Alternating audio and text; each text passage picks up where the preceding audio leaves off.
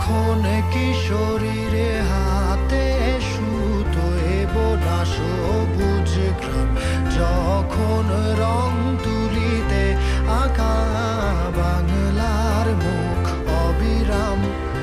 যখন গান এখানেই শুধু শরতের রঙে হয় শেষ, সেই শুভ্র